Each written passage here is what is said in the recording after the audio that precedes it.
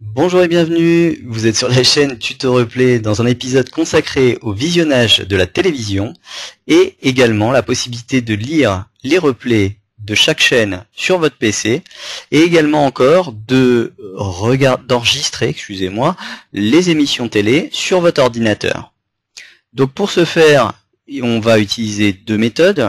La première méthode sera d'utiliser un site internet. L'avantage du site internet, c'est que vous n'aurez besoin d'installer aucun logiciel sur le PC et pourrez donc l'utiliser depuis l'ordinateur d'un ami ou peu importe. Donc c'est vraiment la mobilité qui sera à l'ordre sur ce logiciel. Quant à la deuxième solution, ce sera un logiciel, le logiciel Captivity, donc, qui vous offrira bien plus de possibilités, et vous le verrez dans un petit instant. Cependant, je vais commencer par la version Internet. Donc cette version Internet, la voici. Il faut aller donc sur le site playtv.fr. Ce site, quand vous y accéderez, évidemment, si vous êtes passé par Google, vous risquez de vous retrouver sur la page du guide TV ou autre chose. Cliquez bien donc sur Live TV pour accéder à la page pour visionner les chaînes. Alors, on retrouve évidemment une interface assez classique avec un lecteur au milieu de la page. Donc la lecture, vous retrouvez la lecture ici. Vous avez un réglage du volume ici. Une barre de progression qui ne servira à rien, je le précise, puisque ce sera du direct. Et puis ici, un réglage qui sera très intéressant pour vous, puisque ce réglage permet de régler le débit de la vidéo. Si vous passez en 0,3 mégas, cela vous permettra par exemple d'utiliser une connexion internet très faible. Évidemment, vous y perdrez aussi en qualité. Donc si vous avez le débit suffisant, profitez du 0,8 mégas, sinon prenez le 0,3. Ensuite, pour continuer donc l'explication de tout ceci, vous avez les chaînes qui sont ici. Les chaînes évidemment ne sont pas toutes présentes. Question de droit, vous n'aurez pas TF1, vous n'aurez pas M6 et bien d'autres chaînes de la TNT n'apparaîtront pas. Par contre, vous avez quand même certaines chaînes qui sont très représentées sur la TNT, comme France 2, France 3, France 5, Arte, voilà, donc vous pouvez regarder ces chaînes sans problème et quelques autres chaînes supplémentaires, mais attention, vous avez aussi des chaînes payantes qui vont vous demander par exemple de prendre un abonnement voilà, à 2,99 € pour accéder aux chaînes supplémentaires. Donc pour accéder à une chaîne, c'est très simple, vous cliquez par exemple sur France 3, vous attendez un petit peu, et puis vous allez avoir une page de publicité. Alors on peut la supprimer normalement, mais il faut avoir le pack premium. Donc par contre vous pouvez l'ignorer au bout de quelques secondes. Et puis vous allez accéder à la chaîne en elle-même. Donc vous voyez, ça fonctionne très bien, c'est du direct, il n'y a pas trop de soucis. Vraiment rien à redire. Les seuls inconvénients évidemment donc de tout cela, c'est que si vous voulez regarder la télévision, déjà il faut vous connecter pour rester en illimité. Et puis, si vous voulez regarder les chaînes supplémentaires, il faudra payer cet abonnement de 2,99 €. Donc enfin voilà pour la présentation de ce site qui est très pratique, mais limité malheureusement. Pour la deuxième solution, par contre, on va passer au logiciel Captivity. Captivity en version 2.3, une version que je viens juste de mettre à jour. On va le lancer. Et donc là, les fonctions sont beaucoup plus poussées. Vous allez le voir tout de suite.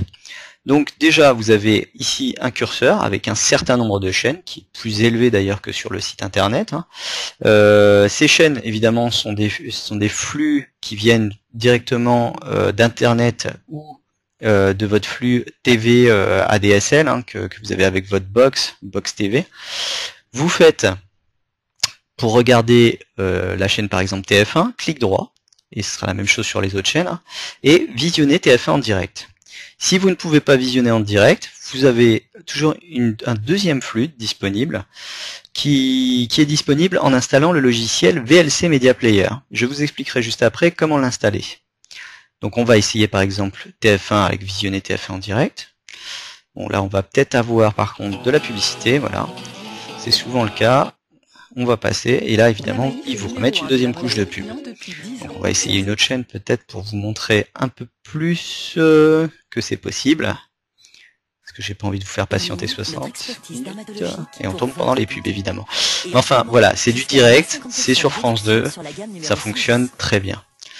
je vais mettre en pause, je vais même couper comme ça, et vous expliquer donc comment utiliser le deuxième flux, donc le flux alternatif, en installant VLC déjà. C'est assez important parce que parfois vous n'aurez pas accès au premier flux. Installer VLC, donc c'est relativement simple, il faut vous rendre sur le site de vlc-media-player.org. Donc vous notez bien ce site, vous vous rendez sur cette page donc grâce à cette adresse et vous allez sur l'onglet télécharger tout simplement et vous cliquez sur VLC Media Player pour Windows. Si vous cliquez ici, cela vous propose d'en l'enregistrer, vous l'enregistrez sur le bureau et vous l'installez tout simplement. Là, jusque là c'est relativement simple. Maintenant on va voir dans le logiciel Captivity, comment configurer maintenant le fait est que le flux va aller chercher VLC. Alors c'est pas très compliqué en réalité, hein, il faut juste cliquer sur le bouton Options. Alors je vous rassure tout de suite, hein, ça paraît compliqué comme ça peut-être, mais le reste des options est vraiment très simple. C'est la seule chose un peu complexe. On va sur lecteur vidéo, et là vous faites ajouter un lecteur. Alors, pour ajouter un lecteur, le lecteur VLC, il faut vous rendre dans Programme File x86, vous descendez un petit peu, vous vous rendez sur Vidéo-LAN, puis dans VLC, et vous double-cliquez sur vlc.exe. Moi, je ne vais pas le faire parce que je l'avais déjà ajouté, et vous faites OK. Donc une fois ceci fait, vous faites clic droit, et vous faites visionner, on va peut-être prendre une autre chaîne, voilà, visionner France 3 en direct, flux alternatif, histoire de ne pas vous montrer encore la même chaîne. Voilà, là on est en direct, ça fonctionne bien, donc vous voyez, il n'y a pas de souci. Autre fonction très intéressante donc de Captivity, c'est la possibilité de regarder des replays. Alors on peut le faire sur toutes les chaînes, mais cette fois je vais vous prendre M6 pour changer encore. Surtout que j'ai déjà téléchargé une émission, donc on va en profiter pour vous présenter une autre fonction. E égale M6, ici, donc voilà, vous pouvez cliquer dessus et vous avez le descriptif. Cette fonction de lecture donc vous est possible soit en streaming, en faisant visionner avec le lecteur embarqué, ou en faisant visionner avec VLC Media Player, toujours, avec le flux que j'imagine être un flux alternatif. Et sinon, vous avez la possibilité de télécharger, soit en cliquant là, soit en faisant un double-clic directement. Je vais vous montrer qu'on peut donc visionner déjà en direct. Ah oui, là il faut utiliser, vous voyez, là il ne peut pas lire directement, il faut utiliser VLC. Donc je vais faire clic droit, ça va être l'occasion de l'utiliser. Et on va sur VLC Media Player 2.1.5. Et là, on va attendre un petit peu la mise en cache. Et voilà. Au lait avec ou sans sucre de... Vous voyez que l'émission donc c'est bien chargé et peut être lue directement sur depuis le site de M6 sur cette fenêtre. On peut donc aussi les télécharger en faisant un double clic. Quand vous faites un double clic, le téléchargement s'effectue ici et s'affiche là et vous aurez évidemment une barre de progression. Je vais l'interrompre parce que voilà, je le supprime parce que je l'ai déjà téléchargé. Quand vous téléchargez une vidéo, vous allez sur votre dossier Captivity et vous avez un dossier vidéo, tout simplement. Vous allez dedans et vous retrouvez donc votre fichier vidéo téléchargé. Là, je peux le lancer et je retrouve à nouveau avec ou sans sucre, 2 milliards et demi de tasses ma de vidéo. Alors, vous m'excuserez, le son est peut-être un peu fort. Je n'avais pas prévu le volume.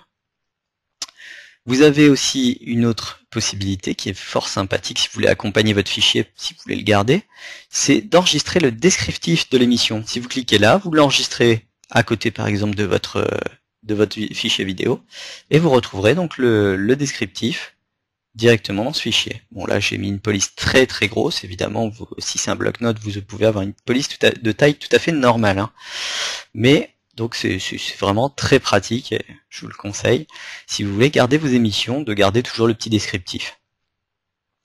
Alors vous avez aussi d'autres possibilités encore, puisque quand vous regardez une chaîne, vous pouvez faire clic droit et enregistrer par exemple une émission. Enregistrer M6 par exemple, si je clique dessus, je peux mettre un enregistrement immédiat ou programmer même un enregistrement à telle heure. Évidemment, si vous programmez un enregistrement, ça nécessite que votre PC soit évidemment allumé. Si vous éteignez votre PC pendant les horaires que vous aurez programmés, il n'y a aucune possibilité que le logiciel puisse enregistrer. Et il faut que le logiciel Captivity soit évidemment en fonctionnement. Sinon, c'est pareil, vous n'enregistrerez rien du tout. Voilà, donc une fonction vraiment très utile qui vous permet de faire de votre PC un véritable magnétoscope. Si je peux me permettre, même si le magnétoscope n'est plus vraiment d'actualité. Dernière fonction que je voulais absolument vous présenter, puisqu'elle est très pratique, c'est que quand vous avez téléchargé une émission, comme on l'a vu là, vous pouvez la convertir dans le cas où vous voudriez la relire sur un autre support. Par exemple, vous avez des lecteurs TNT avec clé USB qui vous permettent de relire les émissions, mais parfois on ne peut pas la lire directement. Si vous voulez faire une conversion, vous choisissez ici vidéo. Évidemment, ça ouvre directement le dossier vidéo. Vous voyez que c'est pas la même fenêtre. Vous choisissez votre vidéo. Vous choisissez votre vidéo. Excusez-moi, petite erreur. Vous n'allez pas sur vidéo, vous allez sur ajouter. Vous choisissez votre vidéo. J'allais dire, je ne comprends pas. Et là, vous choisissez le mode de conversion. Vous avez donc soit la possibilité de réparer une vidéo.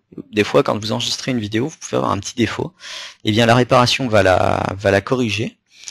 Vous pouvez aussi la convertir en MPEG 4 ou en Matroska pour pouvoir avoir une compatibilité avec vos appareils.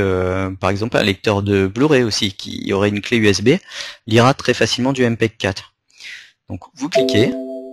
Alors oui, ne pas oublier de sélectionner votre fichier avant et vous cliquez. Et là, vous aurez une version convertie, donc c'est très rapide, normalement ça va vraiment vite.